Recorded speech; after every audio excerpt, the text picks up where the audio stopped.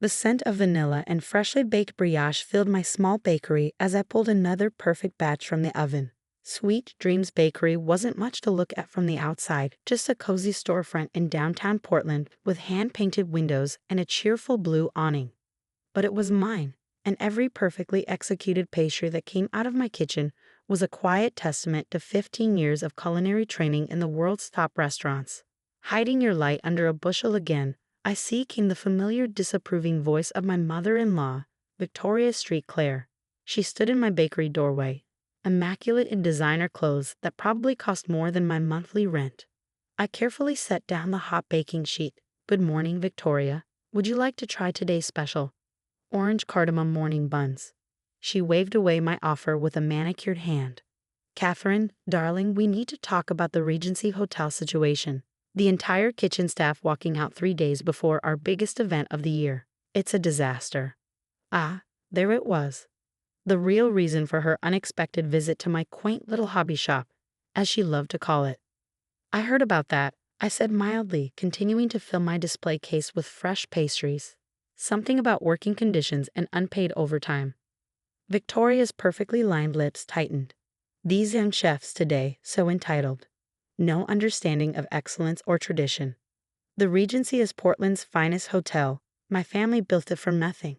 Now we have 300 guests coming for the governor's charity gala and no kitchen staff. I thought about the real reason the staff had quit. Victoria's son, my brother-in-law. James had taken over as hotel manager and immediately started cutting corners, squeezing the kitchen budget while demanding ever more elaborate menus.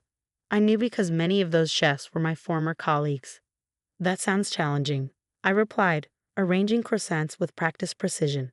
"I'm sure you'll find a solution." Actually, Victoria's voice took on a honey tone I instantly distrusted. "That's why I'm here.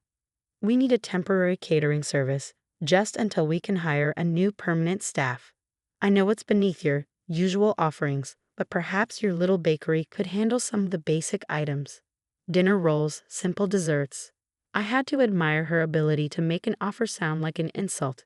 If she only knew that her precious Regency Hotel had been trying to hire my other business, Secret Chef Catering, for years. But Secret Chef was exclusive, mysterious, and booked solid for the next 18 months. "I'm sorry," I said, "not sorry at all, but we're fully booked. Wedding season, you know." Victoria's carefully maintained facade cracked slightly. "Katherine, be reasonable.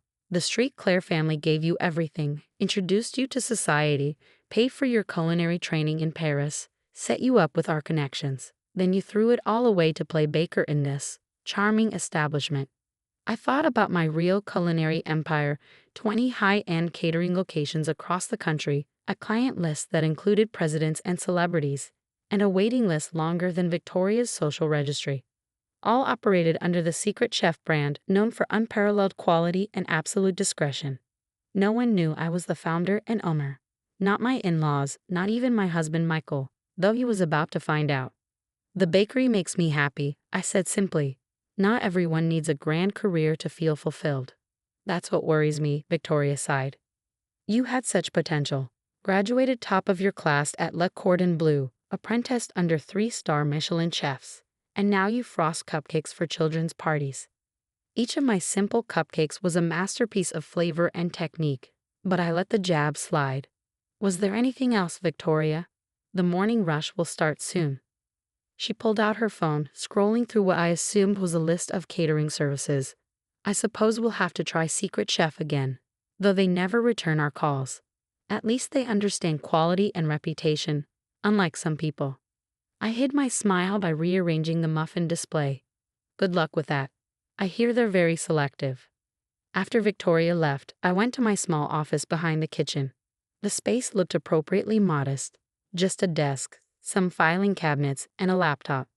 But behind the filing cabinets was a hidden door leading to my real office, where 3 monitors displayed operations across my catering empire.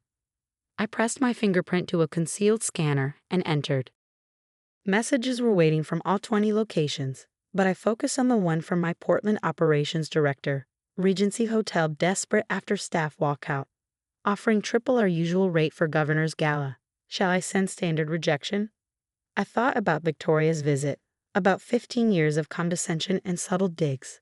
About how the street Claires had given me everything but never understood what I'd built for myself. No, I typed back. I'll handle this one personally. Set up a meeting with hotel management for this afternoon. Time for the secret chef to make an appearance. My phone buzzed. A text from Michael. Mom in full meltdown over hotel situation. Says she tried to get your help but you refused. Sorry she bothered you. No problem, I replied. Everything will work out. Michael was the only good thing the street Claires had given me. He'd supported my decision to open the bakery, never questioning why I seemed content with a small business when I had trained for so much more. He'd never pushed me to use his family's connections or name. He was about to learn just how much I'd accomplished without those connections. I spent the next hour coordinating with my team. Secret Chef's reputation was built on more than just exceptional food. We were known for creating complete experiences, transforming events into unforgettable moments. The governor's gala would be no exception. At precisely 2 p.m., I changed out of my flour-dusted bakery clothes into an impeccably tailored designer suit, a subtle transformation that turned Katherine Street Claire, humble baker, into Casey Chen, the mysterious secret chef whose true identity was known to only a handful of people worldwide. My operations director met me at the service entrance of the Regency Hotel. They're all waiting in the main conference room, she reported. Victoria Street Claire, James Street Claire, and the hotel's executive board. Perfect, I smiled, checking my reflection. The subtle changes, designer clothes, different hairstyle, confident posture, made me almost unrecognizable from the baker they knew. Let's go show them what real excellence looks like. As we walked through the hotel's elegant corridors, I thought about all the times Victoria had lamented my wasted potential. She was about to discover that potential hadn't been wasted at all. It had just been carefully, strategically hidden, growing into something far beyond her imagination. The conference room doors opened and I stepped into what promised to be a very interesting family reunion. The conference room fell silent as I entered. Victoria sat at the head of the table, her perfect posture betraying tension. James slouched in his chair, playing with his phone. The hotel board members looked anxious.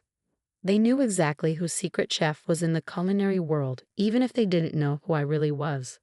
Good afternoon, I said smoothly, my voice pitched slightly lower than my usual baker's tone. I'm Casey Chen, founder of Secret Chef Catering. I understand you have an urgent situation.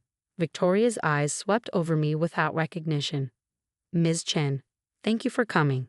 Though I must say, we've been trying to secure your services for years. Why the sudden interest now?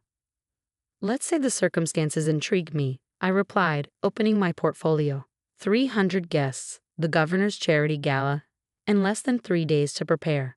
The kind of challenge we specialize in. James finally looked up from his phone. Your rates are ridiculous. We've seen your standard contract. I smiled, thinking of all the times he complained about my overpriced pastries at family dinners. Our rates reflect our quality and reputation. But perhaps we should discuss what happened to your previous kitchen staff first. The board members shifted uncomfortably. Victoria's face hardened. That's hardly relevant. It's entirely relevant, I cut in. Before Secret Chef accepts any contract, we thoroughly investigate the working conditions and management style of our clients. We found that your kitchen staff left because of systematic budget cuts, unpaid overtime, and a general lack of respect for culinary professionals. James stood up, face flushing. Now see here. No, I said quietly, you see here. If Secret Chef takes this contract, there will be conditions. First, your new kitchen staff, when you hire them, will receive fair wages and proper working conditions. Second, the hotel's food budget will be restored to appropriate levels. Third, management will implement proper protocols for staff treatment. Victoria's perfectly maintained composure cracked slightly. Who do you think you are to make such demands? The moment had come. I reached up and removed the elegant updo that had helped disguise my appearance, letting my hair fall naturally. Someone who knows exactly how a professional kitchen should be run, Victoria. The recognition hit her like a physical blow. Katherine? But you're a simple baker. I smiled. Among other things. The room erupted in chaos. Board members whispered frantically, James's phone clattered to the floor, and Victoria looked like she'd seen a ghost. This is impossible, she whispered. Secret Chef is a multi-million-dollar enterprise. You run a small bakery. I run 23 enterprises, I corrected. The bakery is just the one I choose to operate personally. Would you like to see the company financials? I slid a folder across the table. Inside were documents showing Secret Chef's true scope. Annual revenue of $150 million, operations in 12 cities, a client list that read like a who's who of global elite. But we paid for your culinary training, Victoria said weakly. We gave you connections. You paid for my first year at Le Cordon Bleu, I acknowledged. I paid for the rest with scholarships and work study. As for connections, I built my own. Every contract, every client, every success was earned through excellence, not family names. The board chairman cleared his throat. Mrs. Street Claire, KC, whatever we should call you, can you save our gala? Of course, I replied. Secret Chef has never failed an event. But my conditions stand.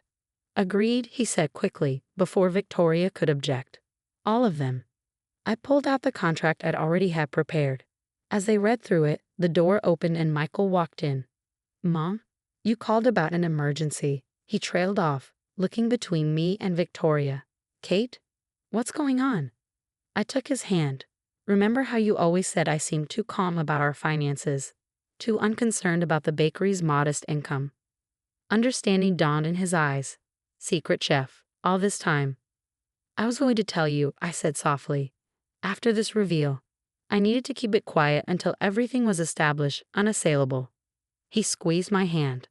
The mysterious meetings, the bakery supply trips that took you to other cities, you were running all this. She's been lying to us all, James interjected, playing the humble baker while secretly building an empire. Michael finished, one that's now saving your hotel's reputation. He turned to me with admiration. You're incredible. Victoria had finally found her voice. Why? Why pretend to be less than you are? Why let us think that I was wasting my potential? I finished, because success isn't about proving something to others. It's about building something meaningful, something that lasts. The bakery isn't a cover, it's my joy, my connection to why I fell in love with food in the first place. I looked around the room at their shocked faces. Every time you belittled the bakery, criticized my choices, you were really showing me exactly why I kept Secret Chef separate from the family. You never understood that true excellence isn't about status or appearances. The next 3 days were a whirlwind of preparation. I brought in my top team, transformed the hotel's kitchens, and created a menu that would be talked about for years. The governor's gala was perfect, of course. Secret Chef never delivers less. The guests raved about the food, the service, the entire experience. Victoria spent the evening in a daze, watching me coordinate everything with practiced ease. Later that night, as the last guest departed, she found me in the kitchen. I don't know what to say, she admitted. All these years. You don't need to say anything, I replied, checking the cleanup progress. Just remember this feeling the next time you're tempted to judge someone's choices. The bakery, she said slowly. You really do love it, don't you? It's not just a cover. Every morning, I get to create something beautiful, something that brings joy to people's lives. No amount of money or prestige can replace that. In the weeks that followed, things changed. The hotel implemented all my recommended changes. James, surprisingly, threw himself into learning proper kitchen management. Victoria started coming to the bakery regularly, not to criticize, but to really see what I'd built. Michael and I had long talks about everything. He wasn't angry about my secret. If anything, he was proud.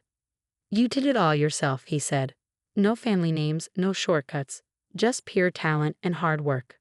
6 months later, I opened my 24th location. At the launch party, Victoria surprised everyone by showing up in an apron ready to help. If my daughter-in-law can run an empire and still make the world's best croissants, she announced, I can learn to appreciate the art of baking. These days, when people ask how I manage both the bakery and Secret Chef, I tell them the truth. Success isn't about how much you own or control. It's about staying true to what you love. Every morning, I still open my little bakery, put on my apron, and start baking. Because no matter how big Secret Chef grows, this is where my heart is, in the quiet hours before dawn. Creating something perfect, something true. The empire? That's just the icing on the cake.